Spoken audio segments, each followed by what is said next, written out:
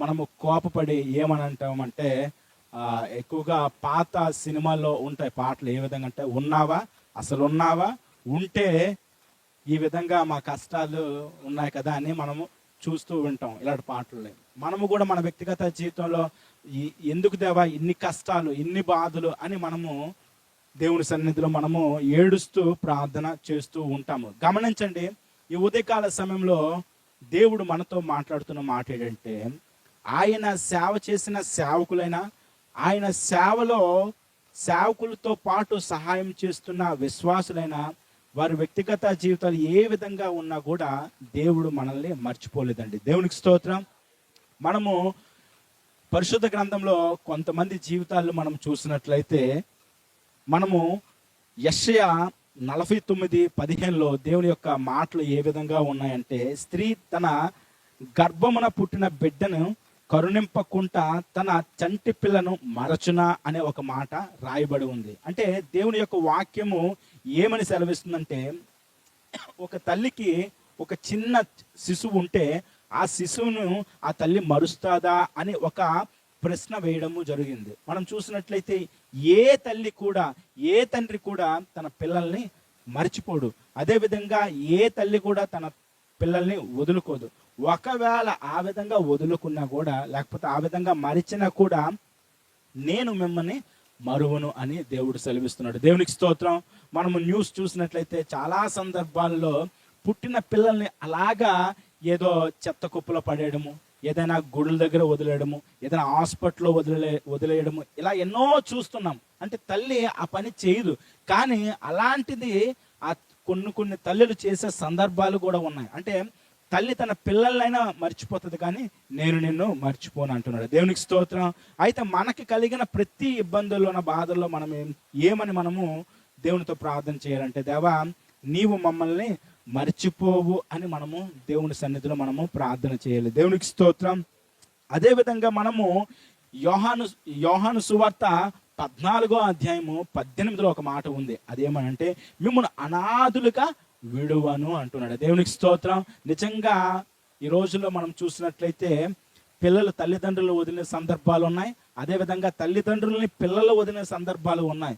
ఈరోజు వృద్ధాశ్రయములు కొన్ని చూసినట్లయితే పెద్దవాళ్ళ కోసం అవి కేటాయించబడడం జరుగుతుంది. అదేవిధంగా అనాథాశ్రమాలు చూస్తున్నట్లయితే చిన్నపిల్లలకి కేటాయించడము జరుగుతుంది. ఇలాంటివి ఎన్నో మనము చూస్తూ ఉన్నాము. అయితే మన వ్యక్తిగత జీవితంలో మన పిల్లలు మనతో ఉన్నా లేకపోయినా, మన తల్లిదండ్రులు మనతో ఉన్నా లేకపోయినా, మన బంధువులు అనుకునే వారు మనకు ఉన్నా లేకపోయినా మనము అనాథులము కాదట. దేవునికి స్తోత్రం. అంటే దేవుడు మనల్ని విడిచి వెళ్ళడు అని తన యొక్క వాక్యము ద్వారా మనతో మాట్లాడుతూ ఉన్నాడు. దేవునికి స్తోత్రం. హల్లెలూయా. మనము పరిశుద్ధ గ్రంథంలో కొంతమంది వ్యక్తిగత జీవితాలు మనం చూసినట్లయితే, యాకోబు గారిని జీవితాన్ని చూసినట్లయితే, తను అనుకోని సందర్భాలలో తన కుటుంబాన్ని విడిచి తన మామ దగ్గరికి వెళ్తున్న సందర్భాలలో ఆదికాండం 28:18 ఒక మాట ఈ విధంగా రాయబడి ఉంది. ఇదిగో నేను నీకు తోడై యుండి నీవు వెళ్ళి ప్రతి స్థలమందు నిన్ను కాపాడుచు నీ దేశమునకు నిన్ను మరలా రప్పించదనని నీతో చెప్పేదనని నెరవేర్చు వరకు నిన్ను విడువనని దేవుని యొక్క వాక్యము సెలవిస్తుంది. నిజంగా మనము యాకోబు గారి జీవితాన్ని చూసినట్లయితే తండ్రికి దూరంగా ఉన్నాడు, తల్లికి దూరంగా ఉన్నాడు, అదేవిధంగా కుటుంబ సభ్యులందరికీ దూరంగా ఉండి ఒక ప్రాంతంలో ఆయన అలాగ నిద్రిస్తున్న సమయంలో దేవుని యొక్క వాక్యము ఆయనకి తోడుగా ఉంటాను అని సెలవిస్తుంది. ఈరోజు అలాంటి పరిస్థితులు మన వ్యక్తిగత జీవితంలో మనము కలిగి ఉంటూ ఉంటాము. ఏడు దేవత అంటే, నేను ఒక్కనే ఉన్నాను, అనుకున్న వారు నన్ను విడిచి వెళ్ళిపోయారు, దేవా నాకు ఎవ్వరు లేరు అని మనము మన వ్యక్తిగత జీవితంలో కృంగిపోయిన సందర్భాలు ఎన్నో ఉండొచ్చు. అలాంటి సందర్భాల్లో మనము ఏమని నమ్మాలంటే, ఆ రోజులో దేవా నీవు యాకోబుకి ఏ విధంగా అయితే తోడుగా ఉన్నావో, రోజునైనా నాకు కూడా నువ్వు తోడుగా ఉంటావు అని మనము బలంగా నమ్మాలి. దేవునికి స్తోత్రం.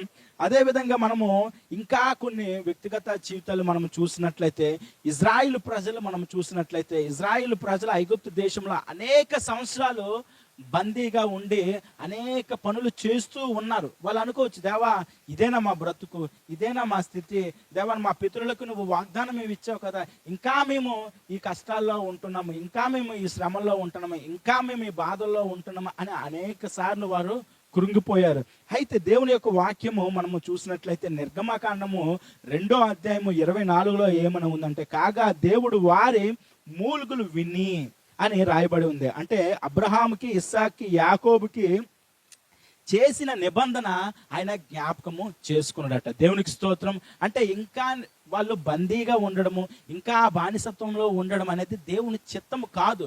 మన వ్యక్తిగత జీవితంలో కూడా కష్టాల్లో ఉండడము, శ్రమల్లో ఉండడము, బాధల్లో ఉండడము, లేదా ఎవరు మనకి తోడుగా ఉండకుండా మనం ఒంటరిగా ఉండడం అనేది దేవుని చిత్తము కాదు. చూడండి, మనము పిల్లలు చూసినట్లయితే పిల్లలు కొన్నిసార్లు అల్లరి చేసినప్పుడు, లేకపోతే ఇబ్బంది పెట్టినప్పుడు, నాన్న నువ్వు స్కూల్కి వెళ్తే, లేకపోతే నువ్వు కాలేజీకి వెళ్తే, నువ్వు పని చేస్తే నీకు ఒక వస్తువు కొంటాను అని మనం అంటారు. ఉదాహరణకి స్కూల్కి వెళ్ళే పిల్లవాడు ఉన్నాడు అనుకోండి, నువ్వు స్కూల్కి వెళ్తే నీకు మంచి సైకిల్ కొంటాను అని చెప్పి ఆడు 2వ తరగతిలో 3వ తరగతిలో ఉంటే డాడీ అంటున్నా సైకిల్ కొండు. ఆడు కొంచెము 5th క్లాస్కో 7th క్లాస్కో 10th క్లాస్కో వస్తే ఆడికి తగ్గట్టు ఒక సైకిల్ కొంటాడు. అలాగే మన వ్యక్తిగత జీవితంలో మనకి ఆ ఇబ్బంది నుంచి మనల్ని దేవుడు తీసి బయటను పెడతాడని అంటే వెంటనే చేయడండి. ప్రతిదానికి ఒక సమయం కలదు.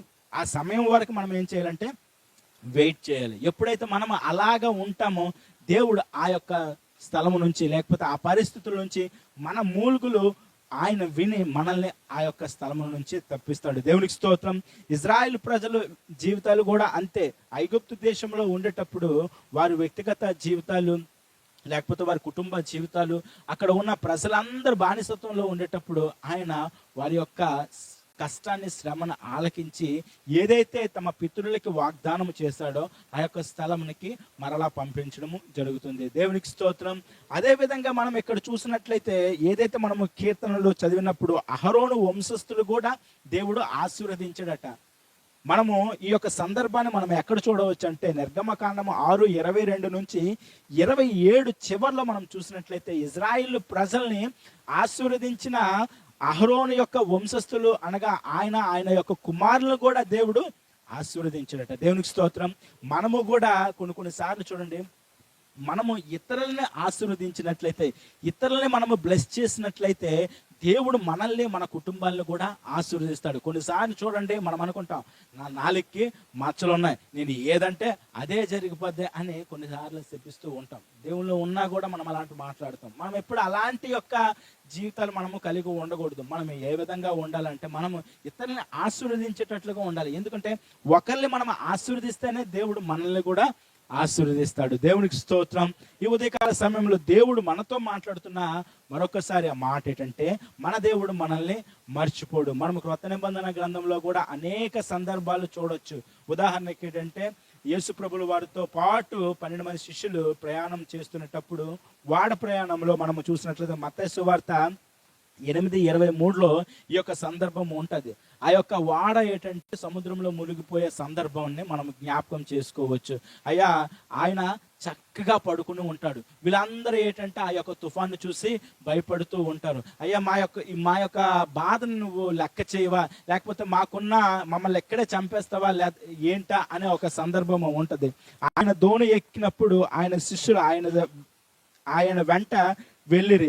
అంతటా సముద్రం మీద తుఫాను లేచినందున ఆ దోణె అలల చేత కప్పబడెను.